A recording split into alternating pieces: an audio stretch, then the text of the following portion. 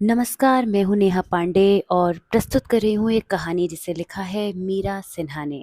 कहानी का शीर्षक है बीजू का। आप जानते हैं कि बीजू का क्या होता है? आप जैसे शहरियों को तो मालूम ही नहीं होगा। हाँ, शायद ग्रामीणों को जरूर पता होगा कि यह बीजू का क्या होता है। ये खेत के बीचों बीच में लकड़ी के हाथ पैर और मटकी का सिर बनाकर कपड़े पहनाकर खड़ा किया जाता है।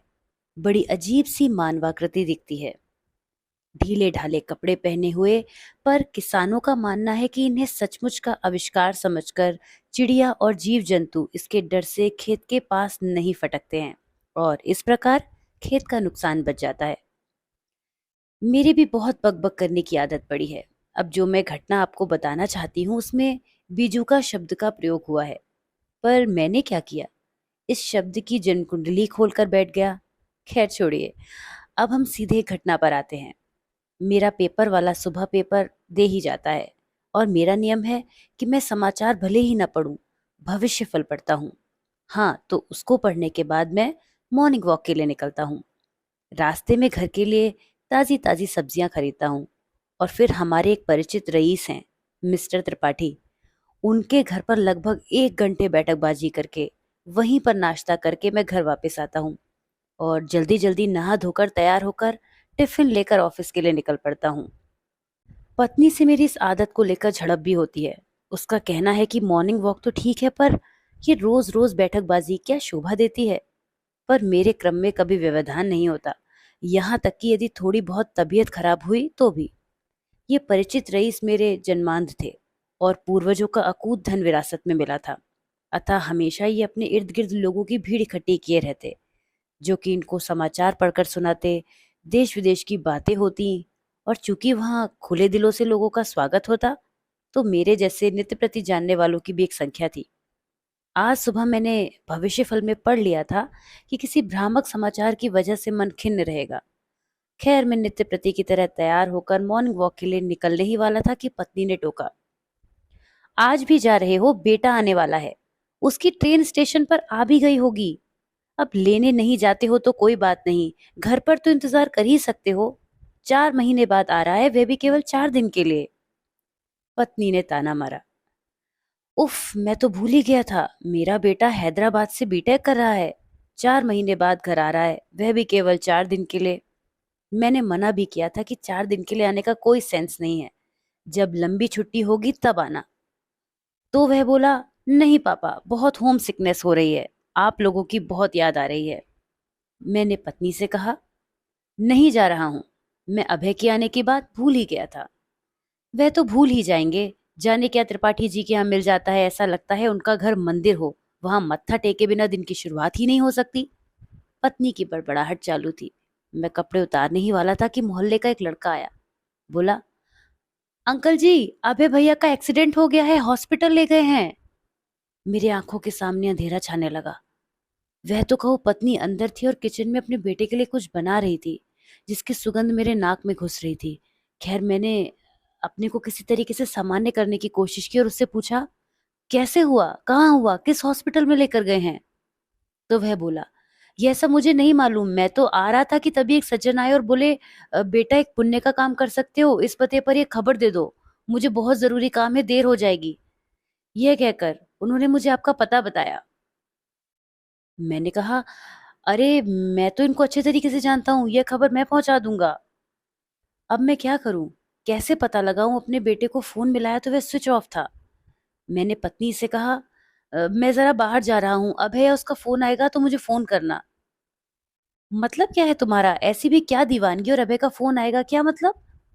मैंने उसकी किसी बात का जवाब देने की आवश्यकता न समझी और बदहवास सा स्कूटर स्टार्ट करके निकल गया। मैंने स्टेशन के आसपास के सारे हॉस्पिटल के चक्कर लगा डाले, पर कुछ पता नहीं लग रहा था। हर एक्सीडेंट के बारे में विस्तार से पता लगाया, पर कोई भी बात अभय से मेल नहीं खा रही थी। पत्नी का कई बार फोन आया पर मैंने काट दिया। मैं उसे भी परेशान नहीं करना चाहता था। ऐसे तो वह संदेह के झूले में झूलेगी, हो सकता है कि मेरे ऊपर ही गुस्सा कर रही हो, पर सच बात जानकर तो बहुत परेशान हो जाएगी। मैंने सारे देवी देवता मना डाले, जबकि मैं घोर नास्तिक हूँ, पर जब अपने पर पड़ती है तो इंसान पत्थर भी पूजने लगता है। 4-5 घंटे की मशक्कत के बाद और 4-5 हॉस्पिटल के चक्कर लगाने के बाद एक हॉस्पिटल में अभय कॉरिडोर से बाहर आता दिखाई दिया, एकदम स्वस्थ। मुझे लगा कि मैं कोई सपना देख रहा हूँ। मैंने अभय को एकदम अपने से लिपटा लिया। अभय भी मुझे वहां देखकर और मेरा ऐसा व्यवहार देखकर एकदम चौंक गया। बोला, क्या हुआ पापा? मैंने कहा, तुम ठीक हो ना? वह बोला, हाँ बिल्कुल ठीक हूँ। फिर मैंने उसे उस लड़के की बात बताई जिसने उसके एक्सीडेंट की खबर दी थी। उसे सुनकर वह बोला, अच्छा तो आपके पास मेरे एक्सीडेंट की खबर पहुंच गई। जबकि जब मैं स्टेशन से घर के लिए आ रहा था तो एक बाइक सवार ने एक आदमी को इतनी जोर की टक्कर मारी कि वह वहीं जमीन पर लहूलुहान होकर गिर गया। सब लोग तमाशा देख रहे थे, कोई उसकी मदद के लिए नहीं आया। यह देखकर मैं ऑटो से उतर पड़ा और उसे लेकर हॉस्पिटल चला आया। आप लोग चिंता करेंगे इसलिए मैंने उस सज्जन के घर में संदेश देने को कहा था। मेरे फोन की बैटरी खत्म हो गई थी इसलिए आपको फोन न कर सका। 4-5 घंटों की परेशानी चंद सेकंडों में ही काफूर हो गई थी और मैं सुबह के भविष्यफल की बात सोचकर हंसने लगा। कितनी सटीक थी। मैंने घर लौटकर सारी बातें पत्नी को बताई। वह 4-5 घंटे से अभय के घर ना आने से, उसका फोन स्विच ऑफ होने से और मेरे फोन ना उठाने से बेहद परेशान थी। 4 दिन बेटे के साथ कब गुजर गए पता नहीं चला और उसके जाने के बाद जब मैं पुनः वहां पहुंचा तो उस सज्जन ने मेरे ना आने का कारण पूछा। मैंने विस्तार से उन्हें सारी बातें बताई। उस मंडली में सारे चेहरे पुराने थे, बस मुझे एक नया चेहरा दिखाई दिया। पता चला कि वो डॉक्टर हैं और अभी कुछ दिन पहले ही हमारी मंडली में शामिल हो गए हैं। मेरी बात सुनकर बोले, ये भविष्यवाणी वगैरह सब झूठ है। ये महज संयोग है कि आपके साथ ऐसा हुआ। उनकी इस बात पर वहां उपस्थित लोगों के दो दल बन गए, एक पक्ष में और दूसरा विपक्ष में। पक्ष वाले अपने पक्ष में हजारों तर्क दे रहे थे कि कैसे ग्रह मनुष्य के जीवन को संचालित करते हैं और बुरे ग्रह जब होते हैं तो कैसे काम बिगड़ते हैं। उनकी पूजा करवाने से वे शांत हो जाते हैं। जो लोग विपक्ष में थे वे भी कहीं ना कहीं इस बात से सहमत थे। उनका कहना था कि हालांकि इन बातों का कोई ठोस आधार नहीं है, पर विदेशों में भी कहीं ना कहीं इन सब बातों की मान्यता है। केवल डॉक्टर साहब किसी भी भांति इस बात से सहमत न थे। वे लगातार इन बातों को काट रहे थे। पूजा पाठ कराने की बात पर बोले, आपके सितारे तो लगता है अबोध पशु पक्षी हैं जो खेत में खड़े हैं बीजुका की भांति।